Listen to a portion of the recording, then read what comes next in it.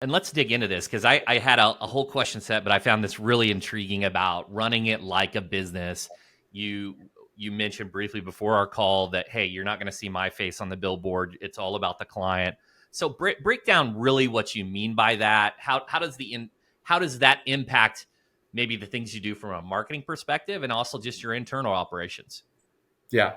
I mean, from a marketing perspective, it's about the firm. It's not so much about the individual, myself or my partners. The way that this is the second time I've had a law firm. And the first time I ran it, I think like a lot of smaller firms run. And that's, you have a bunch of staff, you're trying to meet deadlines. It's a very defensive posture. It's as things come to you, you're reacting to it, and you can't necessarily quantify where you are. You can't necessarily quantify, each individual that's working in the firm and who's doing most of the work.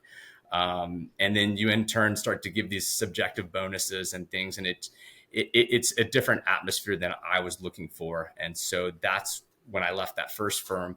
When I started the second firm that we have now, we set it up where I don't want to say like a conveyor belt, but it's very departmentalized. So everybody knows what they need to do.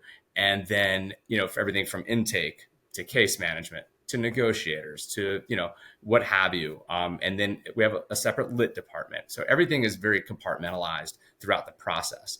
But what it's allowed us to do is it's allowed us to then quantify each of those departments and really get granular on the individual as well, so that when we're speaking with our staff, we really know in real time exactly how effective they are at their job, which can sound a little controlling, but what it actually does is we have a very strong bonus system in place, and it allows people to know exactly where they stand, and then of course surpass that, and ideally if they're so inclined, make more money. But so we really run it like a business more so, and the client is the benefactor. So let's dig into that because how good a person's doing can be objective and subjective, right? And you have this Right. bonus system, and it's like people want to know where they stand because sometimes people have like this misguided thoughts of, hey, I think I'm really performing, but maybe they're meeting expectations. So tell me a little bit about that. Do you have a few KPIs? Do you have 5 to 10 KPIs per role? How do you actually quantify that from an objective point of view for those bonuses? Sure. It depends on each department. One thing, for instance, would be like an aging report. How many cases you have as an individual case manager, for instance, and how long have you had those cases? Now, of course, some cases they're just more serious and injuries are more grave and they take longer. But for the most part, a lot of these cases, treatment is typically 60 to 90 days or so. So if you've had a case for 10 months and a demand hasn't been mailed out, why? Right? That's just an easy one to think about. Once it comes into the intake department, their goal is to set up a claim, get them to treat their first treatment, all those fun things, order the police report, and kick it over to the case management department. Of course, they can't do that until those things are done. So one of the KPIs is how many cases are still sitting in the intake department that should have already been kicked over. So all these little things, even as granular as how many phone calls did you make this month? Right? Because if you made 200 phone calls and the person next to you made 600 phone calls, and I've only received 2 complaints this month, but both were yours, they're probably directly tied together, right? So just some logical stuff like that. But what it does is it allows us to have a more focused conversation. It's a lot less subjective when we have talks with our staff, which I think is important, because otherwise everything's just kind of hearsay and they go back to their desk and they do the same thing. Right? They don't really know what they're doing wrong specifically. And we don't know, quite honestly. So it's been very effective in that regard. I think that's extremely important, it's extremely effective, right? It allows you to visibly see constraints. Has it impacted like your forecasting for hiring? So say, hey, we know because we manage the data so closely that our case managers manage 100 to 200, I don't know, cases per month.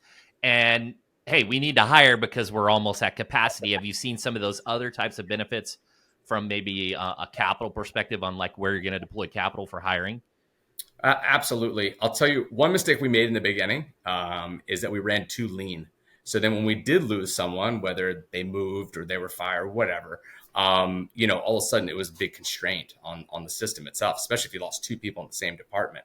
So one thing we learned is to kind of overstaff a little bit, but then we've also gotten better. Some people are good with 100 cases. Some people can handle 200, right? Everybody's different. From our perspective, it's just being efficient with what you can handle. And so it allows us to kind of proportionate the cases around based on capabilities, right? And like I said, some people can just multitask better and they can get on and off the phone. Other people, they're very, relationship driven, so to speak. So they'll sit on the phone for a long time with these clients, which is cool. We're happy with that. You can't necessarily put a KPI on that, but it helps us to figure out what everybody's capabilities are as well to make them the most effective. The real point is setting everybody up for success, right? And if we don't know what we need from them, it's hard for them to know. And it's also hard for us to know who to reward, right? If you have 10 people, which is oftentimes the case in a smaller firm, and maybe the attorney's at court all day, right? And you have 10 people and 2 are doing everything. It's hard to know that those are the 2 people doing everything other than your spidey sense, right? So here it kind of helps us, not just keep eyes and ears, but also help people to be successful and help them come to that next level. I love the transparency. Do you take the transparency to another level? Do you have, say, for example, a scorecard that's visible by the entire company? Do you give out, like a monthly? Is it a weekly leading indicator type of situation, or is it more a monthly lagging indicator? I'm really digging into this because I think you're running this in a different manner it's not common. So I'm really trying to dig into this a little bit. 100%. So yes, at any point in time, they can log in and look at everything that's going on. Like we're an open book. The way that we've set it up is we do monthly meetings and we talk about, what those goals are, what our expectations are. But we also take that time to recap the previous month. And we go by department. This department hit the goal. This department didn't hit the goal, right? But it also gives everybody an opportunity to talk to one another, right? Because sometimes there's a reason why they didn't hit it. And it might be the department before them, right? They just didn't hit their goals, so they couldn't hit theirs. When you have to look everybody in the face and then it's an open, forum to discuss it, it changes the name of the game. You can't just go hide at your desk, right?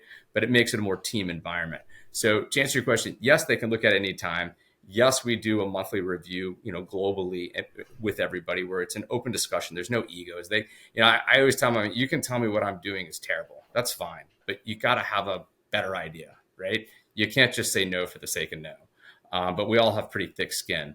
So I find that by showing them this, allowing them to see it, it helps them know where they stand. But then to your other point, weekly is the key. Because what we noticed in the beginning, because it's we're constantly learning, right? We noticed that it became like the boiler room in the last 2 days of the month. I was like, that's not what I'm looking for, right? I don't want you to just crank stuff out because you're trying to hit this goal. So then we started to kind of look at things on a weekly level. And then it also helps us have that discussion of time management, which I think is probably the biggest key that we try to help people with. And that's saying, if you have to pick a number, 20 demands out this month and you're a case manager or what have you, if there's 20 business days, just do 1 a day, right? Don't wait till the end of the week and do 10, right?